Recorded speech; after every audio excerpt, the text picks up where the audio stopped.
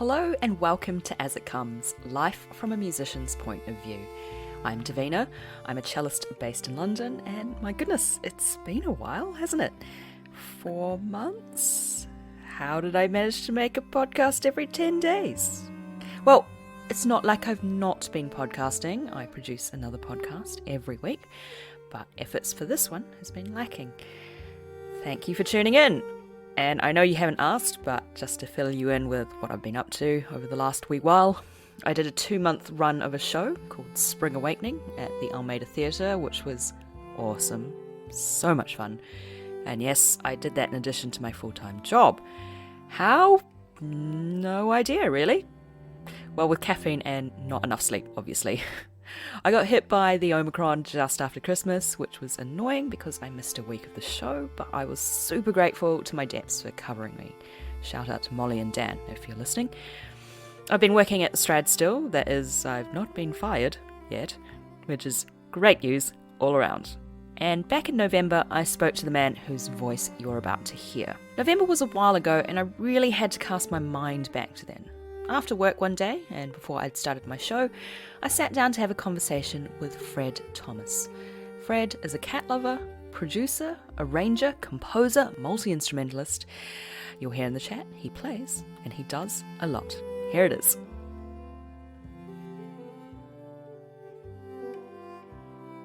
So I'll just, let me just check that that's working. It is. I did an interview recently where my mic just stopped working. It's completely flatlined. Gutted. And it was with Sheku Kanemason. I was like, oh, this is really awkward. Oh, no. So, yeah, always the way. I'm sure he was very gracious about it. Yeah, it was with him and his sister, and they were both like, oh, no worries at all. But, nice. Yeah, it was kind of annoying. But, yeah, let me kick things off officially. Fred, welcome to the podcast. It's nice to speak to a non-string player because I do spend a lot of my professional life speaking to string players, so it's lovely for me to get a different perspective on life from a pianist's point of view. I'm super happy to be invited. Thank you so much. Oh, well, you're very welcome. Thanks for being here. First of all, I wanted to ask you a little bit about your musical journey because I understand that your father was leader of the CBSO during the Simon Rattle years. Tell me a little bit about your musical journey, you know, living in what I assume quite musical household and with your upbringing. Yeah, it was a very musical household, though it was never kind of shoved down my throat. I like to think that that's a kind of good way to go with kids, that if you surround them with possibilities for playing, you know, just like games involving music, involving instruments and other musicians, then they take to it or not. And in my case, I definitely did. They also did take me to a lot of concerts, so I saw my dad play a lot, you know, like pretty much every week. And that obviously went in somehow too. There were instruments in the house, a beautiful piano. I heard my dad practicing and rehearsing with his friends. In fact, I think I woke up most mornings to the sound of my dad's violin, which... Wow, what an alarm clock, right? Yeah, it's way better than my current one, and it seemed to work because I didn't have a problem getting up when I was a kid. Now it's like, you know, being born again every morning. The trauma of birth. It depends on what he was practicing, though, right? Like, what kind of things? Yeah. Here I am talking about string stuff again. Yeah. But yeah, what kind of stuff would he practice? He would practice, I guess, pieces. He wouldn't practice, like, technical stuff that much. So it was, like, just the pieces that he loved or stuff he was playing in the orchestra or in his chamber music group.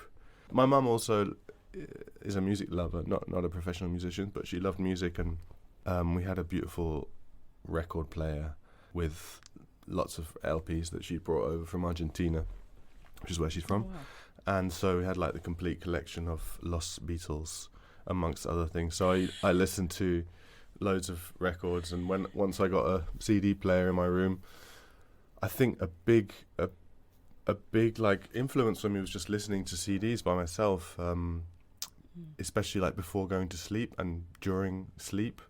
I had like a couple of favorite records that I just listened to on on repeat, like really obsessively at a quite young age, and they're sort of stuck in my mind forever and ever. Can I ask, do you still do that? Because you mentioned that you have trouble waking up now. Yeah, that might be the reason. Actually, I hadn't thought of that.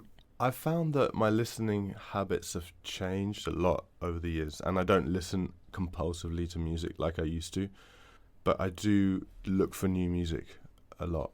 Like I like to discover new music all the time. But I don't often go to bed listening to music anymore.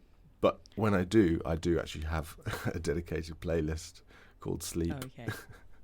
Which So is like go to sleep, yeah. Yeah, and it's got like all of my favorite music on it actually. So that it's got like Lester Young and Chet Baker and João Gilberto and some Bach and some like Chopin and stuff like that. Yeah, it's quite incredible, isn't it? Because I would agree, when I was a child, I would listen to music compulsively, as you say. And then that's the kind of music that you never really forget. Yeah. It's the kind of music that if you listen to again now, you'd be like, oh, that just takes me right back. It's like when you smell something familiar.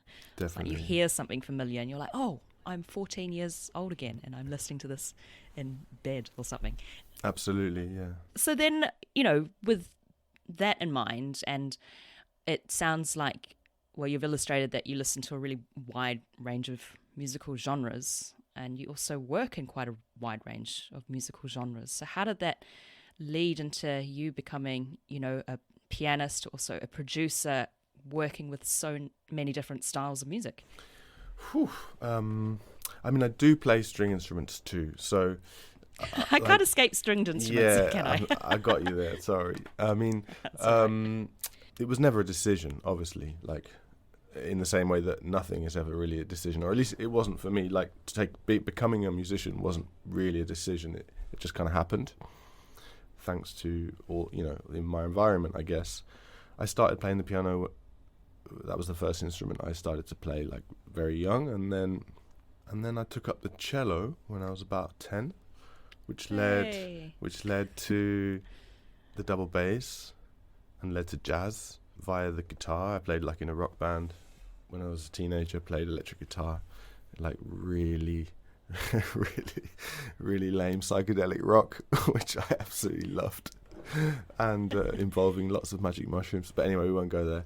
And wow, so that's a story for another podcast. Yeah, definitely. I was always playing drums and guitar, kind of socially for fun, because my best mate had a studio. It was always just curiosity about instruments, and the fact that some situations just lend themselves to a particular instrument. So even now, people will approach me and say, "Could you play piano on this?" Or "Let's do a concert. I'd like to play piano." And I might be like, "Piano, I don't really feel piano in this scenario. Like, for whatever reason, my sense of taste tells me that the piano is wrong for this, and so I just hear a different instrument there instead."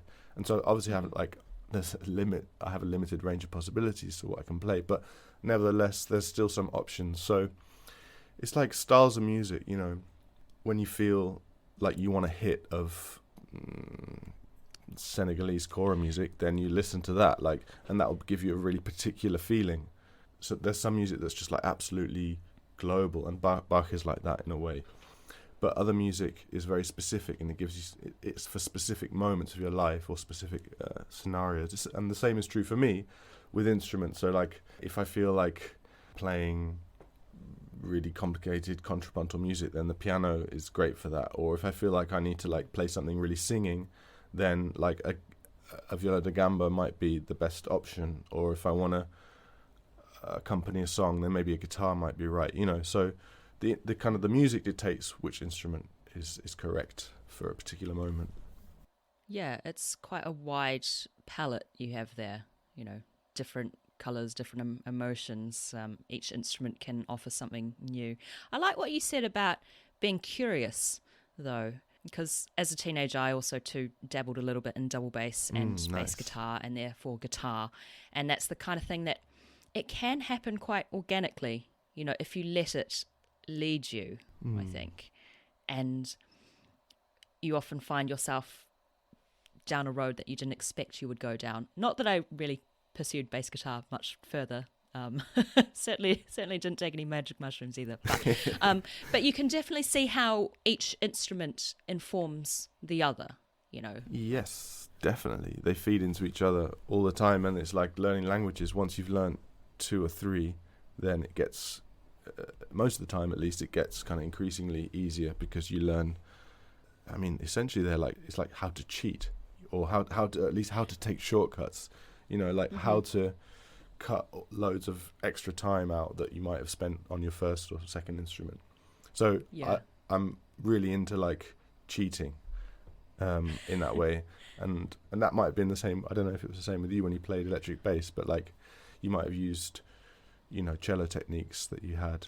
Yeah, you have a sort of framework set, and then you can depart from there. I know that for me, you know, cello going to double bass, some of the technique does inform on the double bass, but it's not completely the same.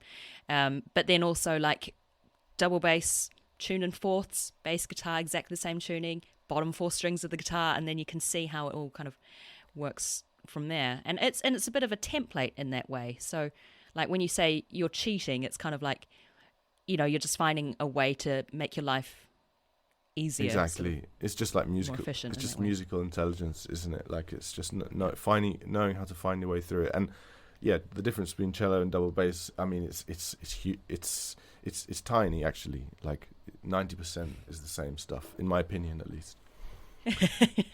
Married to a double bass player, so I may disagree there. But it does lead to some. It depends how you consider technique. You know, how kind of traditional or conservative you want to be in your thinking about technique. Like if you want to play exactly as you're told to by, you know, the powers that be, then there's a big difference. But if your approach technique is slightly more creative, then there can be huge overlaps.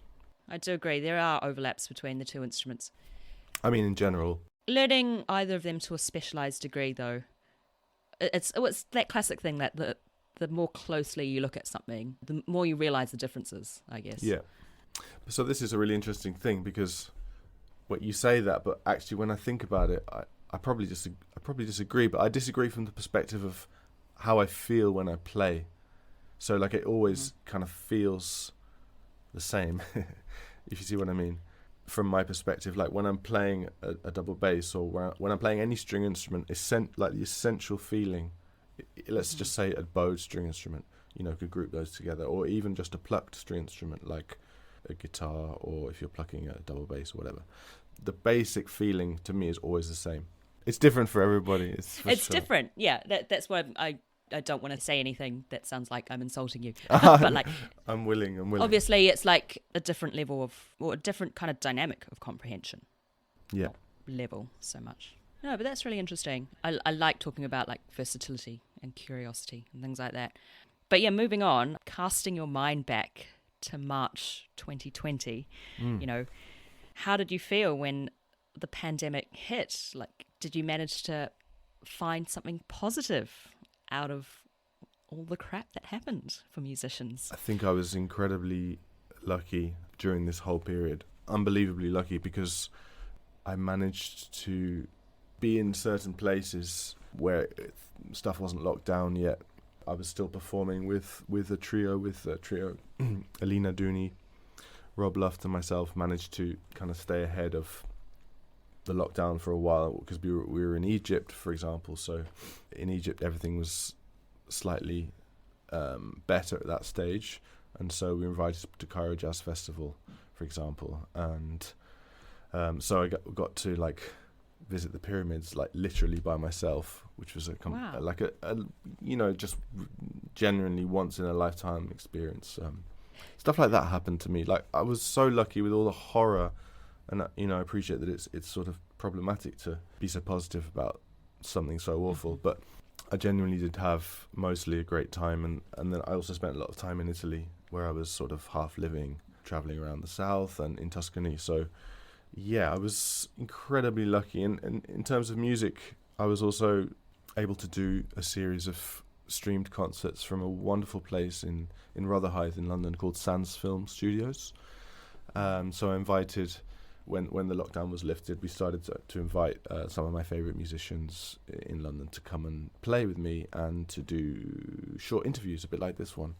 So I had some amazing people come and just to share music with me. That was amazing. Yeah, beautiful. I think that's made even more poignant after the pandemic, don't you think? Well, I say after the pandemic, during the pandemic, because I feel like there was this huge influx of these conversations happening. I will just point out that this podcast did start before the pandemic, before it was cool. But I think that it really highlighted the importance of human connection and having conversations. And did you feel like this is something that you were really missing when you were doing it last year? Yes and no. Like, I miss my friends terribly, but I was also living with my partner and some of my family, and we had a lot of communal stuff going on, so I wasn't starved of kind of human connection. But yeah, of course I miss my friends and some of my family who I couldn't see.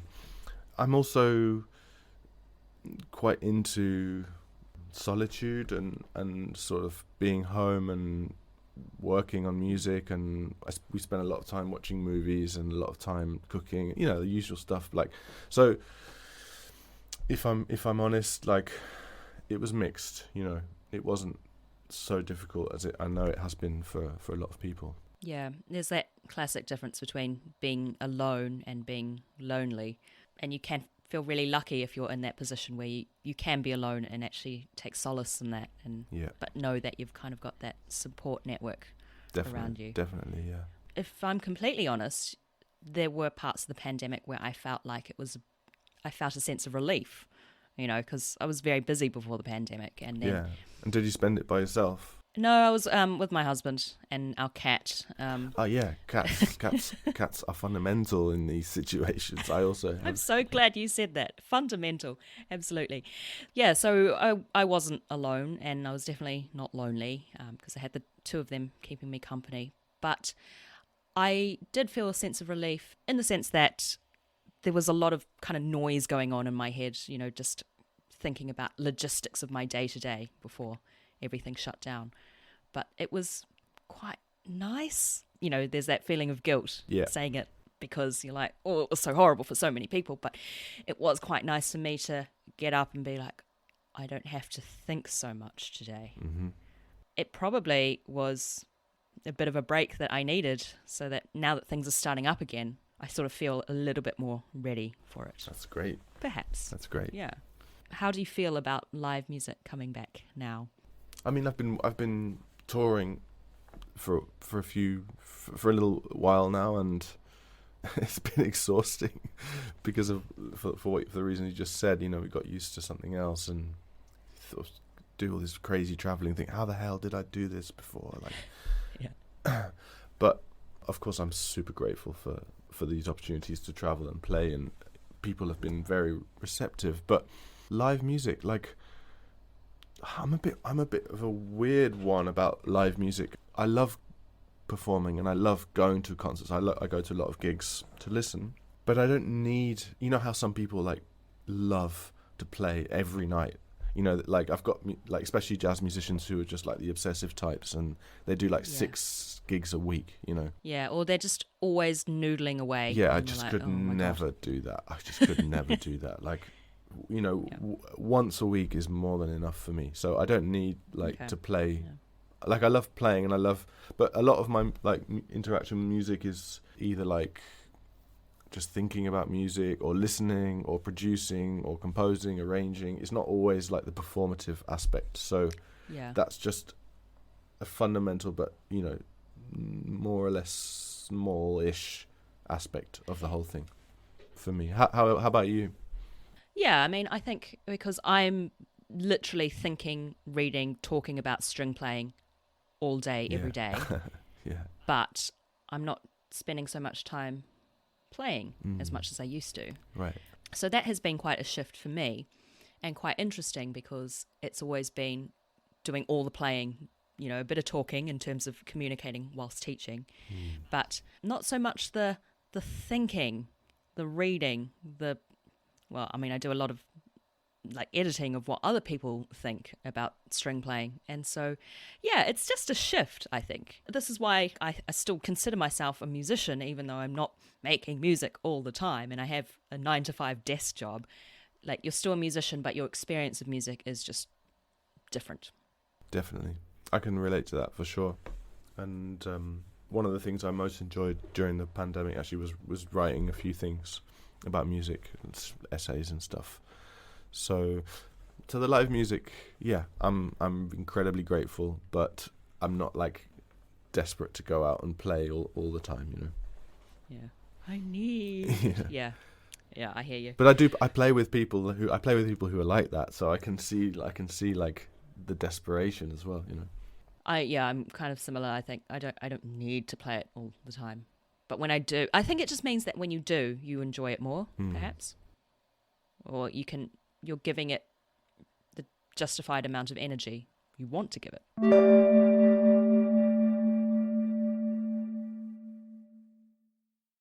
I thought we'd move on now to the Wildcard Question round. Long-time listeners of this podcast will know what this is, but basically this is your opportunity to choose what I ask you next based on 3 choices that I present you. So, your 3 choices are, and you can choose one of them, alternate paths. Second question, which we kind of covered already, but I'll ask it anyway. Other instruments. And because I'm a little bit hungry right now, food. I mean, I love cooking, but let's go with alternate paths because that sounds up my street. So if you weren't a musician, I'm really curious to hear your answer for this because you've already mentioned that it wasn't so much of a choice for you. You just sort of became a musician. But if you weren't a musician, what would you be? Yeah, I have thought about this, not because I've ever even remotely considered not being a musician, but because I'm into lots of other things. So I've got a ready-made answer for this. It's in fact 2 things. Yeah. I guess in second place would be a wildlife photographer, because that would marry photography with my love of animals. I love photography and I love animals more than humans. Am I allowed to say that? I think I hear you. That's fine. You're in the right company here. Okay, great. So, you know, like just making those epic nature documentaries and just sitting like in the jungle for hours and hours and hours trying to capture something would be awesome. But in first place, I think the ultimate, at least in the arts, the ultimate job is being a film director, because you have to do everything. You have to deal with actors, you have to deal with people, you have to be like a psychologist, you have to think about the music, the story, the style, the costume. It's just a combination of every single possible art form, and I just love movies and would love to make a movie one day. In fact, I'm going to make a movie one day, whatever it is. I've already made a spaghetti western in the south of Spain involving lots of spaghetti with my friends, but that was to, you know, no one is allowed to see that. But one day, going to make a movie for sure. Fab. Well, you've heard it here first. We're going to hold you to that, and you're going to let us know when it's out. Fabulous. Well, thank you so much once again for being on the podcast and sharing with us your musical journey and your musical insights. Thank you so much. That was Fred Thomas. You're listening to Fred's transcription of Bach's Air. Check the show notes to see where you can find out more about Fred. And that's it for today. Special thanks to Roz Nagy for my logo and Daniel Alms for my jingle. Huge thanks to Fred for sharing his story with me. And as always, thank you for listening and for your patience and support. If you like what you hear, you can support the podcast by buying me a coffee on my coffee page. The link is in the show notes. You can get in touch at asitcomespodcast@gmail.com or on the website asitcomes.com.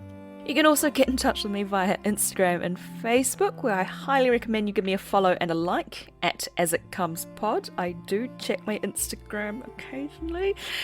Remember to rate, review and subscribe on Apple Podcasts or wherever you get your podcasts, and thank you to those who've already done so. thanks for continuing to spread the word. Even when I leave this podcast alone for a very long time, it's nice to see that people are still listening. So thanks so much. Chat to you soon and take good care. Bye.